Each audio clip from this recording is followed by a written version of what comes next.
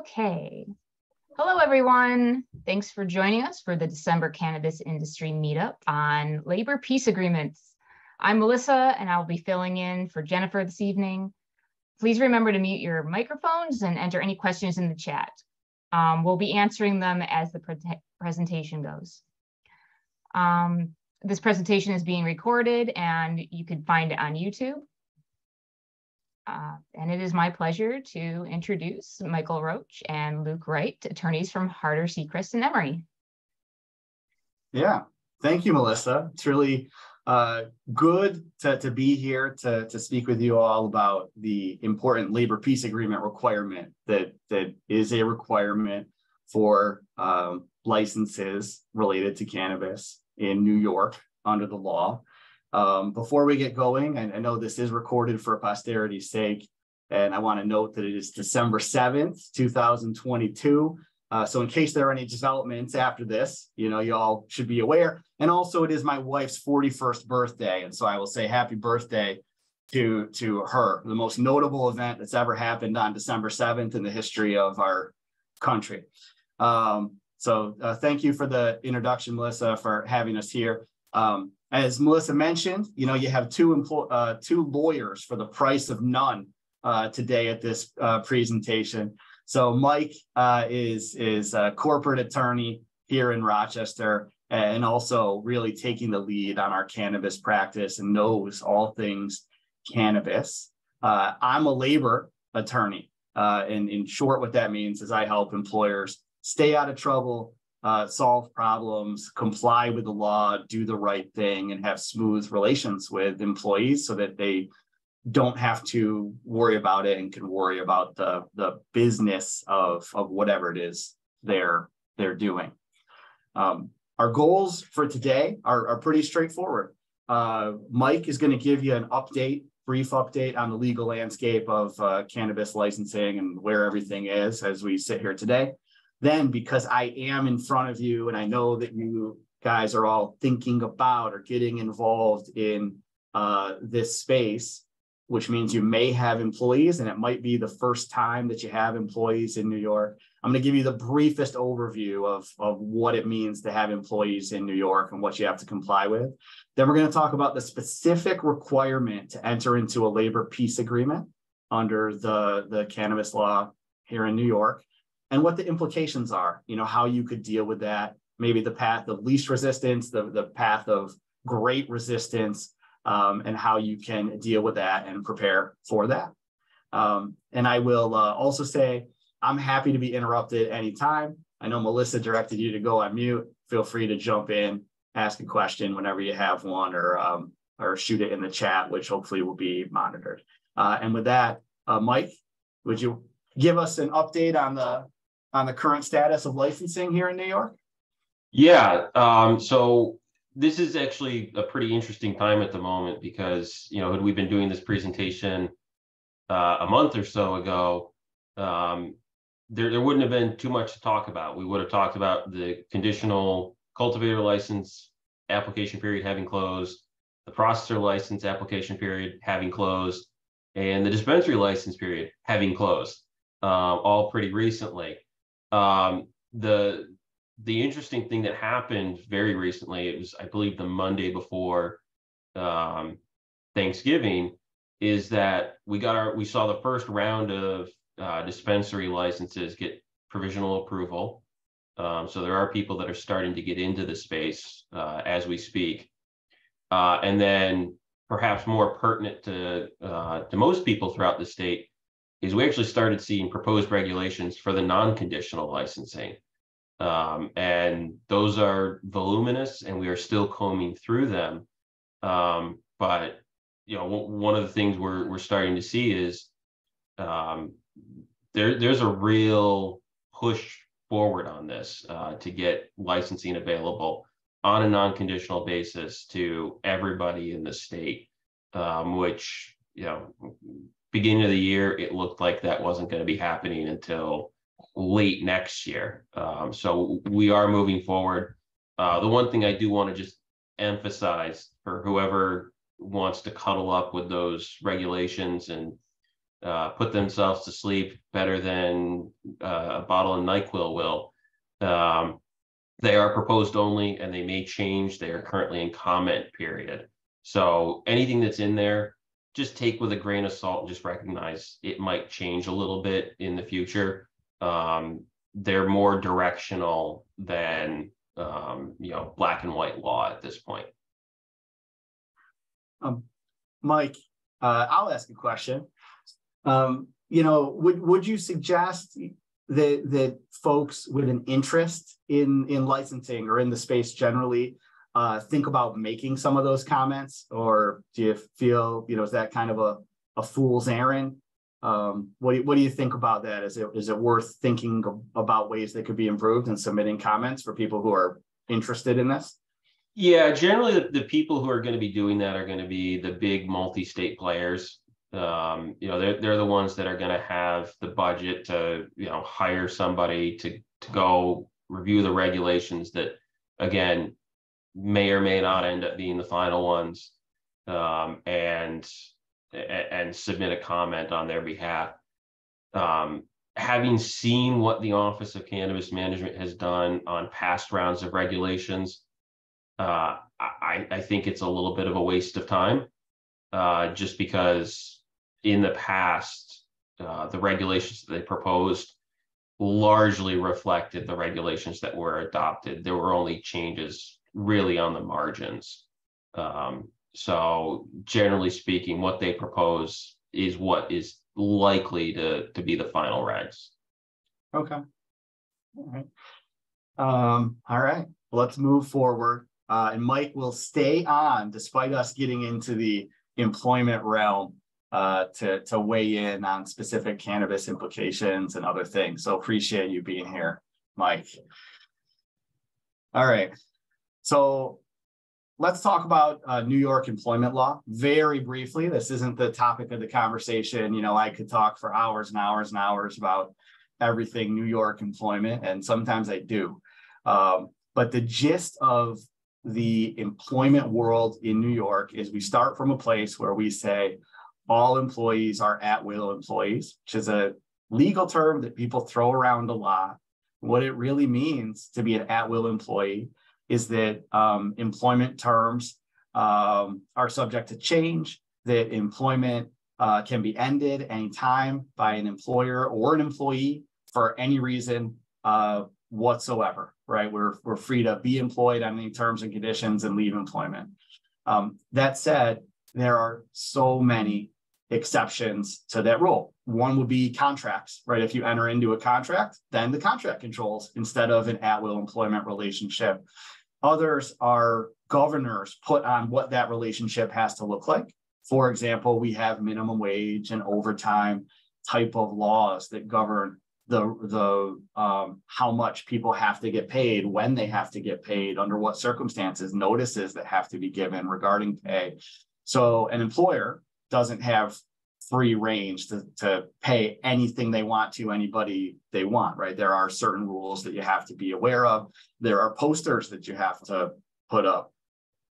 There are very specific notices that you have to give people, tax forms that you have to have people fill out. You also can't make employment decisions. I know nobody on this meeting would, right? But you can't make decisions based on illegal reasons, right? So race, sex, religion, all of the protected categories that were protected from discrimination under New York and federal law. There's no discrimination or harassment based on those categories. Some categories, we had somebody earlier mention that they're a Vikings fan. There are things about us that aren't protected that decisions could be made based on, like what football team we like. It's a bad idea to do that, but it's not illegal. There are other categories that it's illegal to make decisions based on, right? Like race, gender, religion. And so we have to be aware of those requirements as well. There are benefits that you have to engage in New York. You need workers' compensation insurance. You need to participate in unemployment. There's disability benefits and paid family leave benefits, and thinking about whether you're going to provide or how you're going to provide healthcare benefits and run your payroll, the frequency of payment. All of these things are things that are potential pitfalls when you're going to employ workers in New York. It's also, of course, safety requirements and OSHA rules. And, so just so many things to think about. So the framework that we think of in New York is employees are assumed to be at-will employees, meaning it can be any kind of relationship, terminated for any reason, but there are a lot of rules and we have to comply with those rules.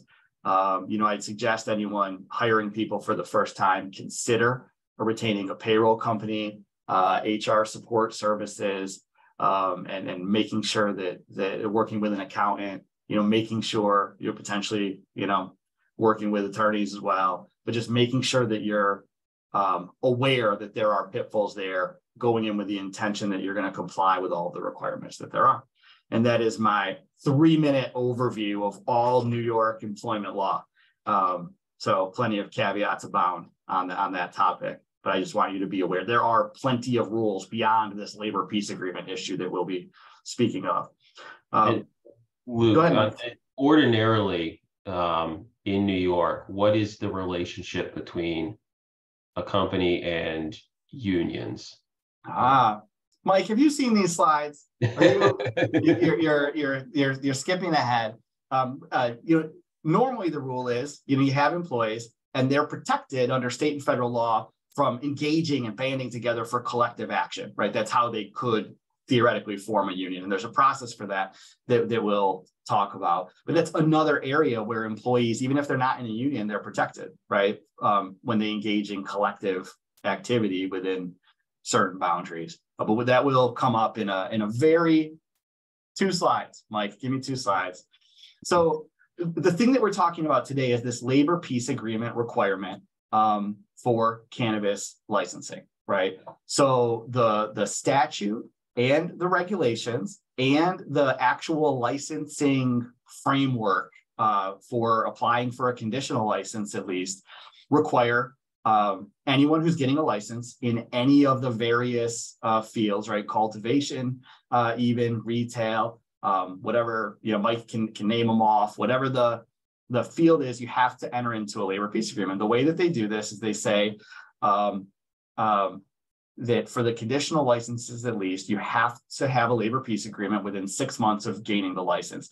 We've cut and paste here the box from the license application right here in the, in between the second and third bullet, right? And it says, as you're applying for the license, I verify and confirm that the applicant will, within 6 months of licensure, enter into a labor peace agreement with a bona fide labor organization, that means a union, right, that is actively engaged in representing, so actively represents or is attempting to represent, right, or wants to represent the applicant's employees, and understand that maintaining that peace agreement is an ongoing condition of the license, right? So this is something that has to be clicked or agreed to in the process, in addition to being a requirement of the law itself. All right. And the one thing we're seeing in the proposed regulations is actually a requirement that labor peace agreement may be required to be entered into prior to the license application.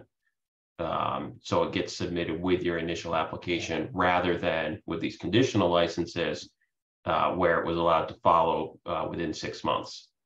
So it may flip the script a little bit on us, whereas previously we could get the application submitted, figure out if we were going to get a license, and then go out and look for a labor peace agreement.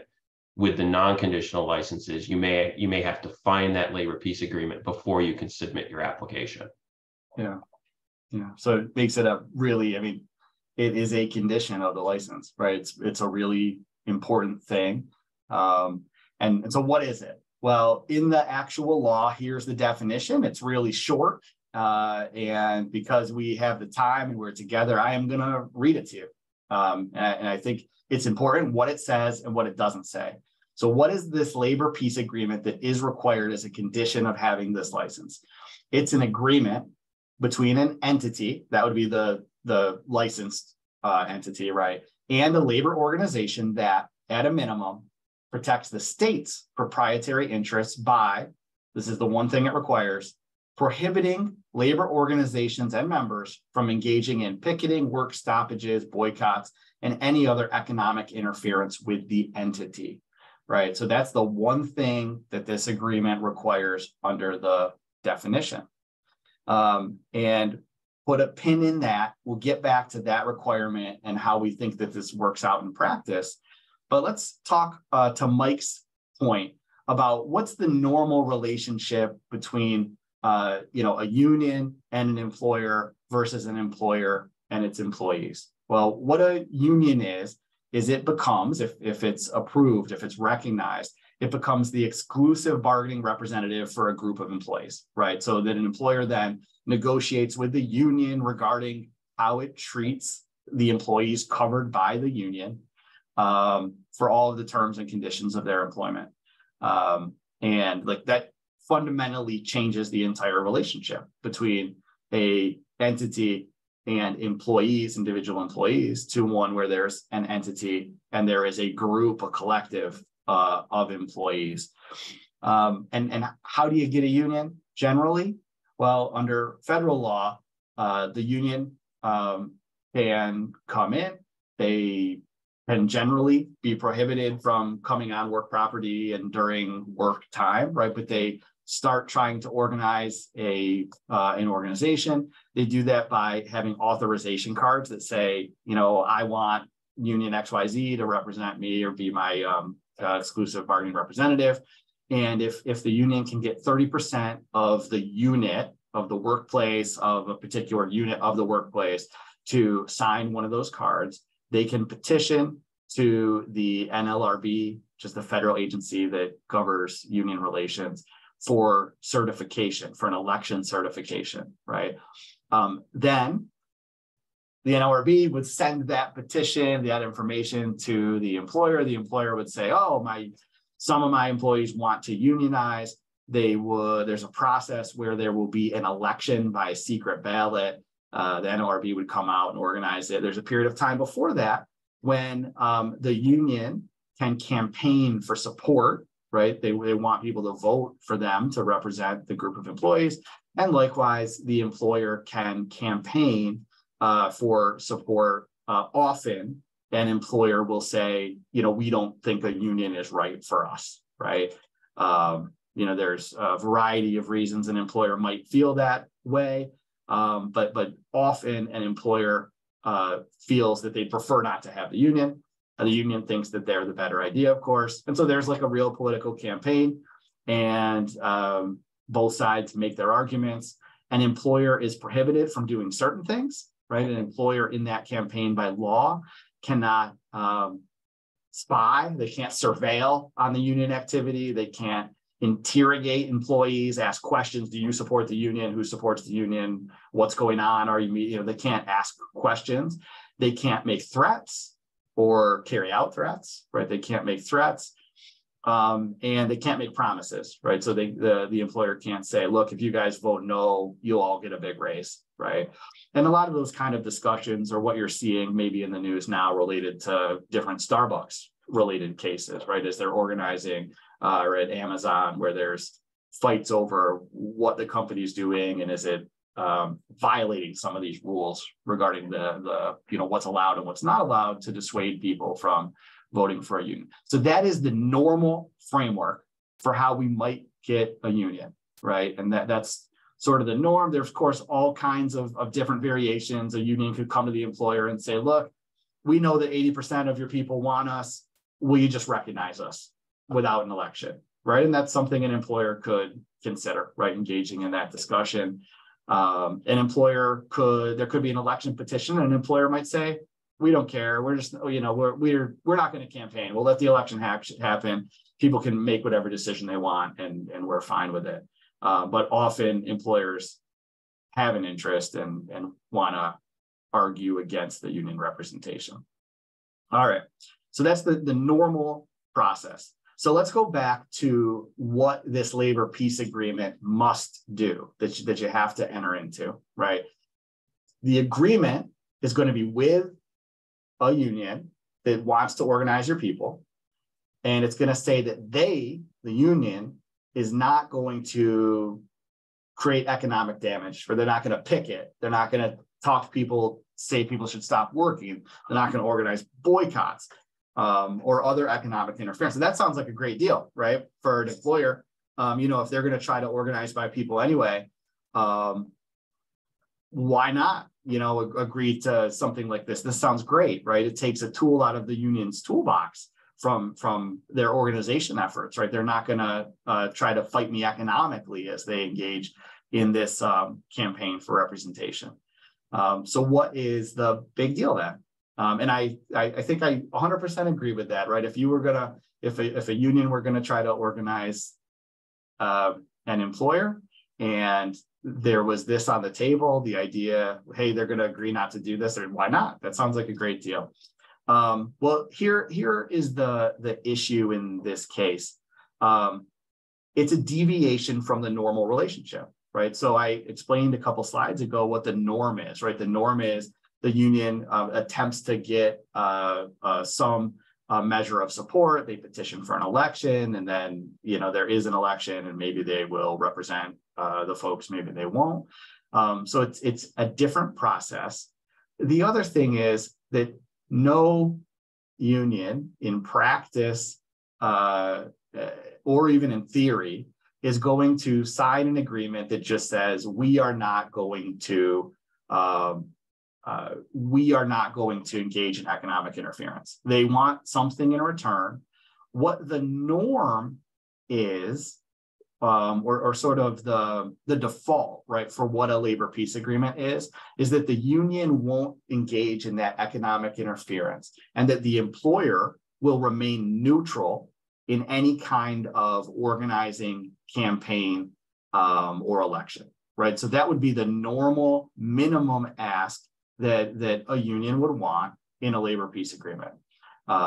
And maybe that is an okay deal, right? You're not going to boycott, strike, economically interfere. And if you have an election, we'll sit on the sidelines and let you make your case, and either there'll be a union or not. But beyond that, I think that the way that this is set up can create some significant leverage issues for the entity seeking or having a license. And that's because it is a legal requirement on the entity seeking a license, right? So there's a requirement on the entity that doesn't apply to the union. The entity needs the agreement, the union doesn't. So it really creates this leverage issue where, if you only have 6 months to get this labor peace agreement, are you at the end of the day going to have to sign whatever is put in front of you? And also, how many unions might even want to organize your people? Are we going to be in an environment where there's only one union that you're engaging with and they can almost insist on terms? Or are you going to have multiple unions vying for the opportunity to represent your people? And you, of course, can't say no to anybody, right? You can't say you're not allowed to organize my people. You can't, multiple unions can attempt to organize your workers as well. Some of the things that we are seeing, and I'll show a website in a little bit, which is maybe one of the paths of least resistance to getting to a labor peace agreement, that we would see labor organizations ask for in a labor peace agreement, right? In exchange for giving up the ability to economically interfere with the entity.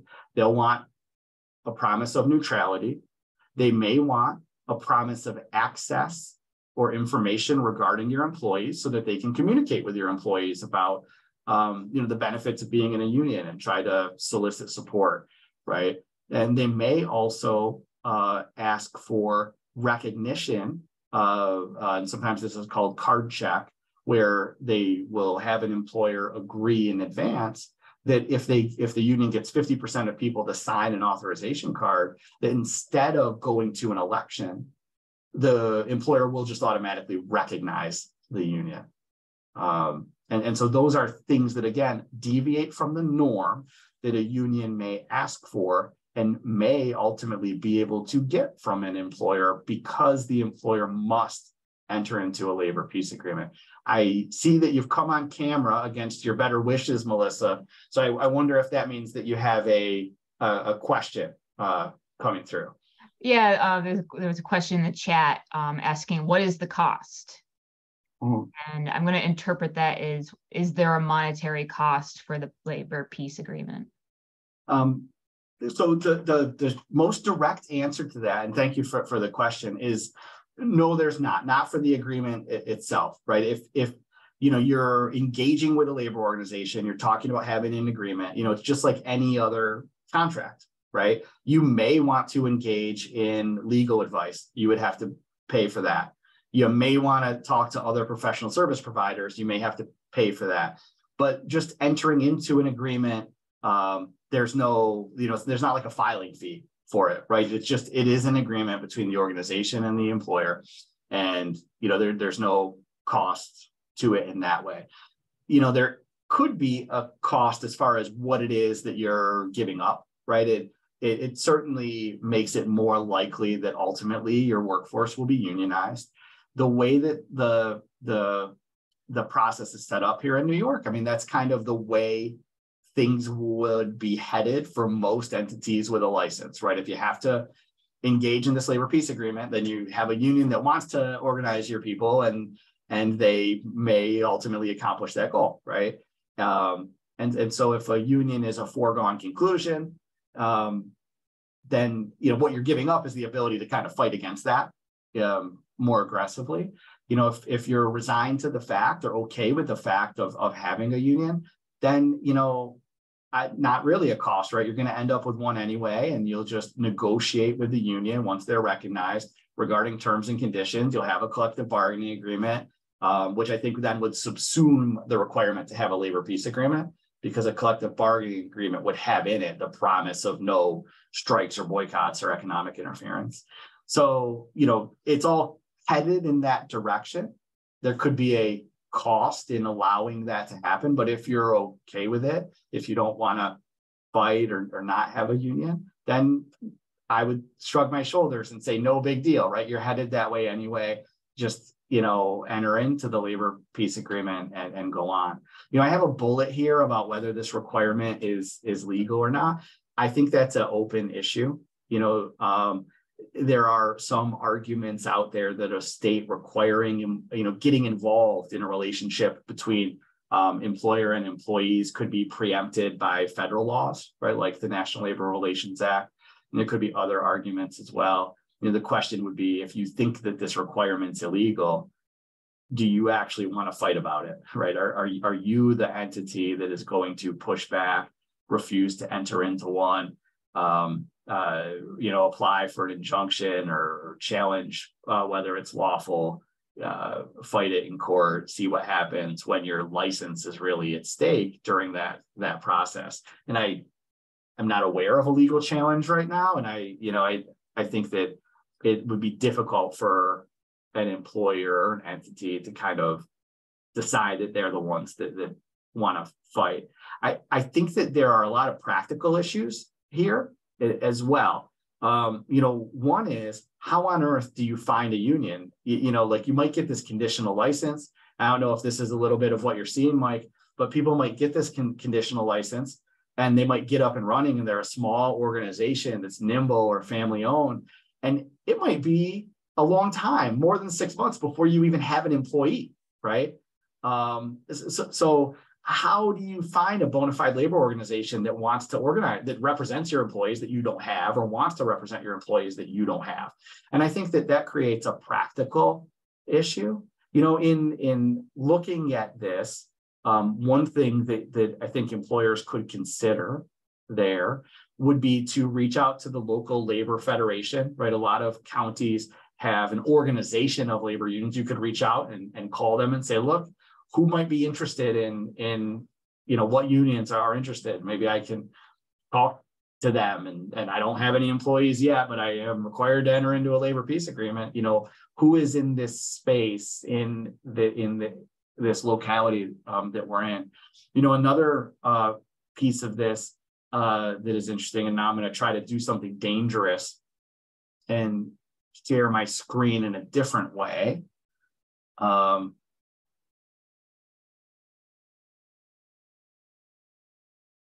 Let's see if I've done it. All right, do y'all see this webpage? Okay. So, you know, the some unions have made this easy for people who are trying to engage and get a license and enter into a labor peace agreement. So I certainly cannot vouch for this website or this union. I have not familiar with working with them, right? I'm certainly not endorsing this. But you know, there is this website, for example, Cannabis LPA, Labor Peace Agreement.com, where Local 338 is representing that they are the union for cannabis workers. And they say, there's FAQs here too, but they say, look, in order to have a license, you have to enter into a labor peace agreement, right? And so they're putting it out there. They're letting you know. Tyra, you have a question? Jump, unmute, jump in. Tyra. Yeah, like Tyra Banks, but she makes more money than me right now. Not for long. Not for long, Tyra. Could you refer us to organizations that you work with for the labor peace agreement? So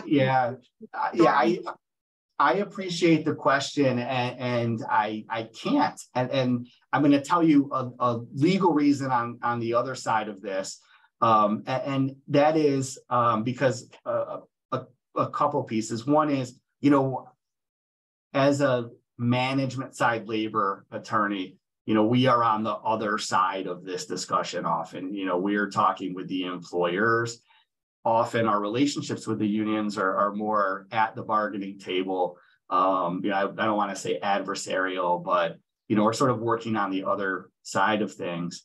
You know, the other is that I wouldn't want to make any representation about one union, you know, being better than another to deal with, just from one, you know, lack of current experience in what is happening right now. You know, we don't know how this is all going to play out, right? You have the labor peace agreement, but how is it going to play out? The other is, and you'll see on my last slide, if I have the technical capability to go back to it, that one concern I have is that there are rules against employers dominating or assisting a labor union. So, you know, at long ago, when we started having protections for unions, one thing that was a worry was that employers would say, oh, I have to have a union or I'm going to get a union. Well, let me make one that's friendly to me and I'll kind of run it and it won't really be at arm's length. And so you can't dominate or assist a union. I would worry that if what we think is that union XYZ is the best union to be involved with. And so I say, hey, Tyra, go to union XYZ, they're the best. And so you go to them and ignore others and say, I want to be with you, right? You go to them and say, I would worry that it could be interpreted in that way for you, right? So that's another concern I have. But these folks who are holding themselves out as a place to get a labor peace agreement, right? And that they're, you know, they're there for you, right? To help fulfill your obligation. And they, you know, will have a network and they certainly would seek to organize your workforce at some point once you have employees. You know, this is a path of potentially least resistance to fulfill your requirement, right? Like I said, I certainly can't endorse this website, these folks, but I see it out there. What I think is interesting, I just want to point out, is what they say they're going to put in their standard LPA document, right, that satisfies the statute. And you look at what they say goes in the standard document, and they say, in this standard document, we'll have terms that prohibit the labor organization from engaging in picketing, work stoppages, boycotts, et cetera. And if we remember right, that is the minimum requirement that one of these agreements have, right? Then they say it also is going to have language ensuring an employer will be neutral in a campaign. As I said before, that's kind of the minimum expectation that I think we would have for one of these deals, right? If the union's giving up something, they're going to want something. And what that typically would be neutrality, right? That if they do get to that election point, that the employer isn't going to fight about it, right? And try to work hard to convince people not to join the union.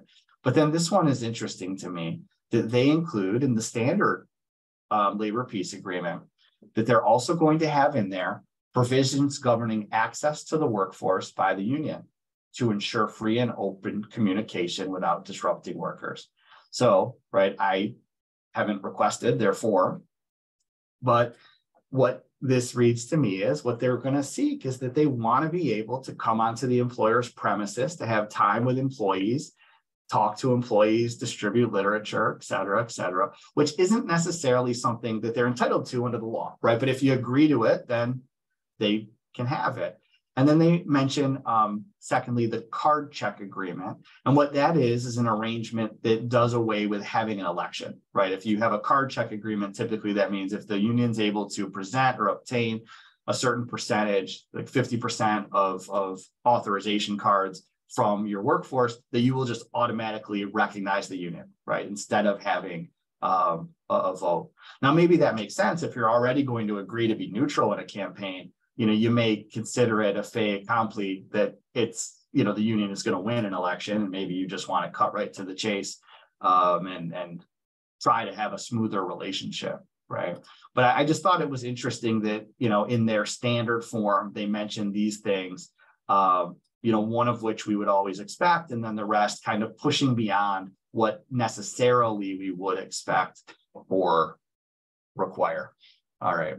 And so that's an option to kind of explore. Another thing I would say, if you're looking for a union to engage with, you could, word of mouth with other people in the space, or calling a local labor federation, right? To say, hey, we're in X county, you're the labor federation.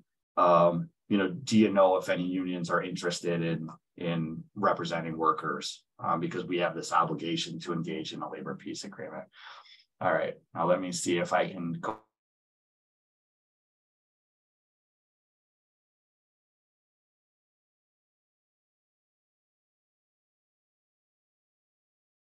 Did we lose Luke?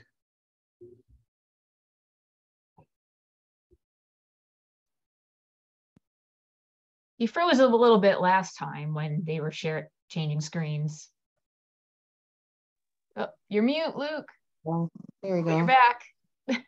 Sorry about that. I swear I didn't, they kicked me out, but now maybe I'll be able to share. Okay, is this back on my slides? Although it is We see it, but you're in a different mode. Yeah. Here, how about this one?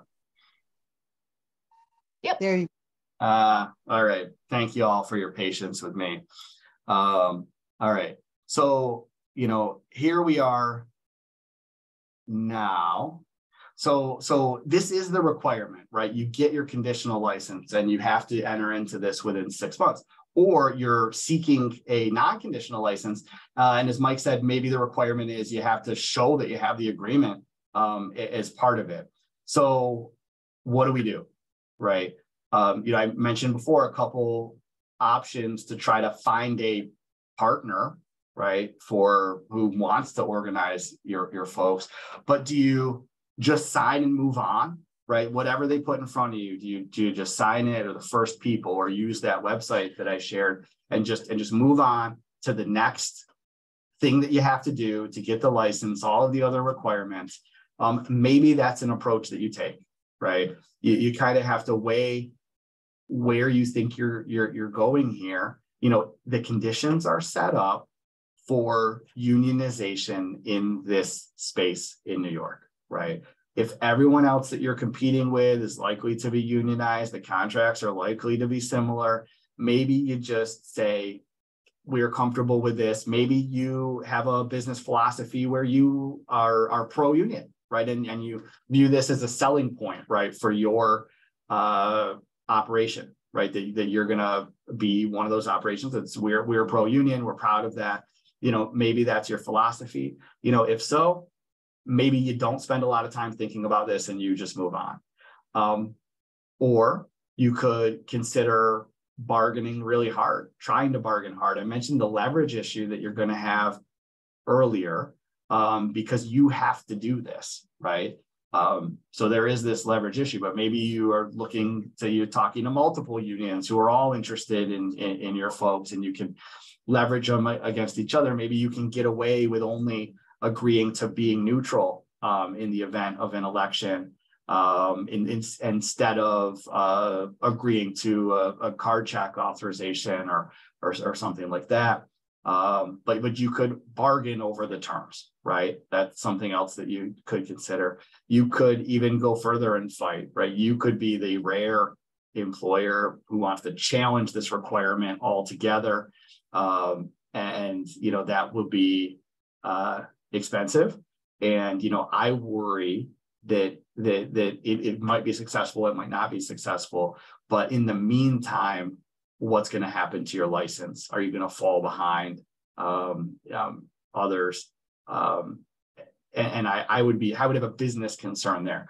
From a legal perspective, I would love to see somebody challenge these requirements. It would be fascinating to me, right? I'd love to work on something like that, but I don't know if practically speaking, for most folks seeking a license, that it's something that I would even, recommend, approach I'd recommend. And that likewise, that next bullet of ignore the requirement, right? As Mike said, when you're seeking a non-conditional license, you might have to, it might be so upfront that you can't ignore it, right? You have to attach it, right? So that might be the world that you live in. For the conditional license, you click the box and say, I'll get one in 6 months.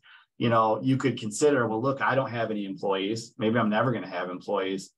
Or maybe I am not in favor of this kind of requirement, and I'm just going to ignore it, right, and see what happens. And again, the concern I would have is if the licensing entity thinks that this is really important, I wouldn't want someone to be in a position where they haven't fulfilled the obligation, right? And put at risk, is it worth ignoring it to put at risk the license would be a concern I would have.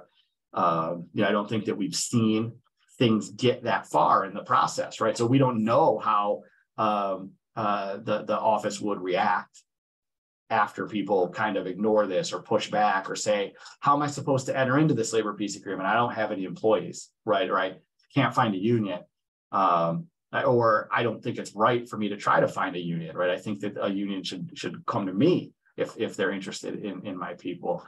And we don't know how that would work out, right? So it's not a strategy that I would recommend, but it is a strategy that exists.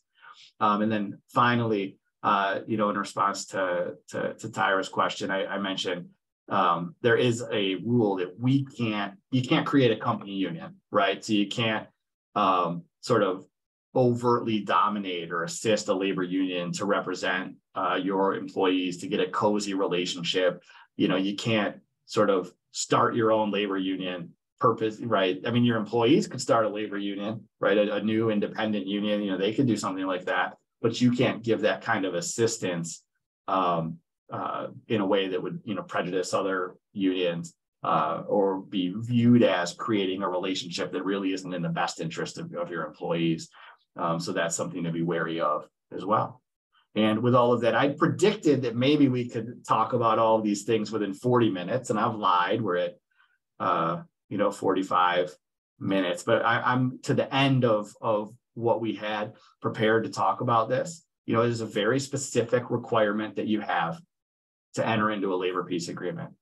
It is a very specific definition of what a labor peace agreement is.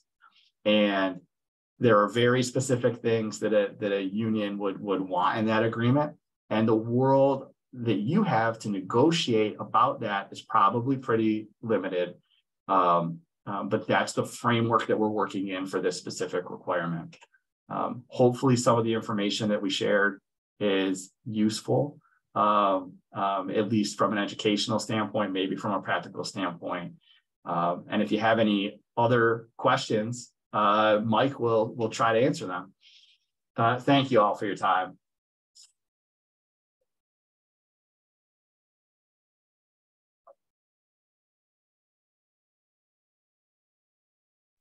I have another question. Yeah. What part do you both play in the legal aspect of opening up a retail dispensary? Like, how can I use you as a resource? Yeah, I'll go first, Mike, because my answer is very short, Tyra. To the extent that you would want to have employees, right, or you're going to need to have employees, what my practice is to help employers with that, right? So from the very beginning, what is your offer letter going to say? Are you giving the right wage notices? Are you paying people enough? Do you want to have employment contracts? Do you want to talk about the labor peace agreement requirement? Do you want to talk about interactions with a union? Legal advice surrounding all of those things.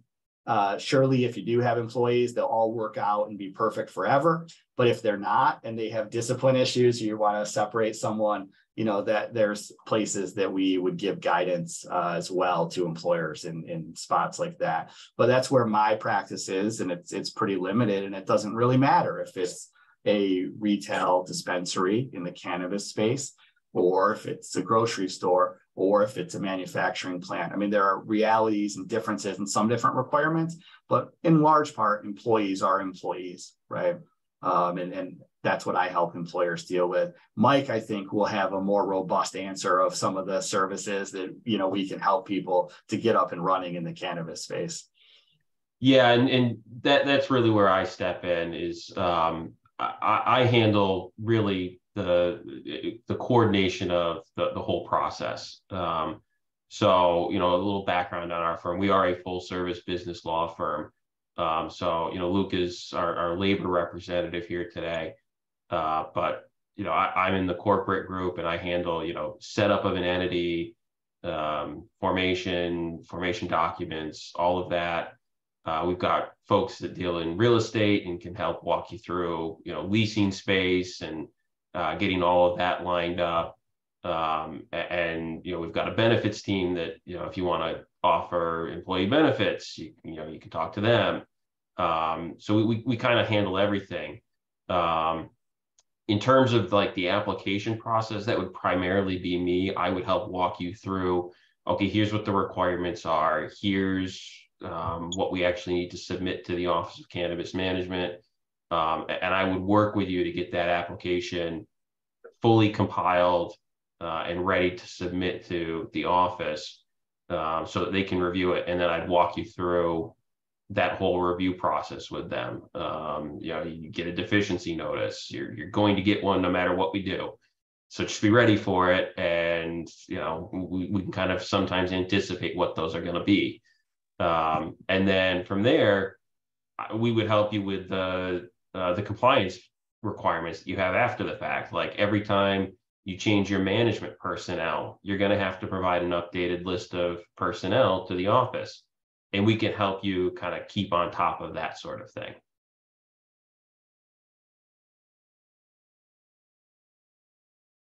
There's a lot of compliance issues that pop up in this space that are atypical for operating just a normal business in New York State. And our role would be to help you keep on top of those compliance issues.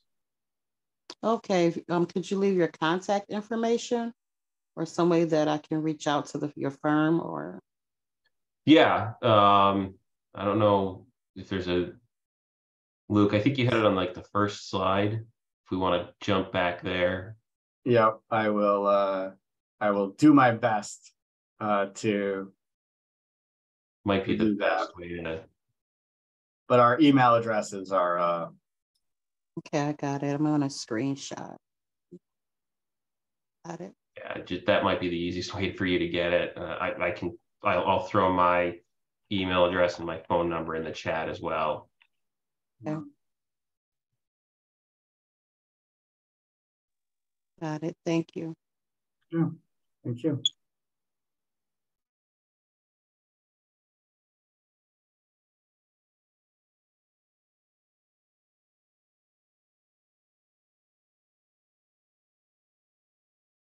All right, Melissa, what do you think? A nice tight hour here? Yep. Okay. Yeah, that's the last question.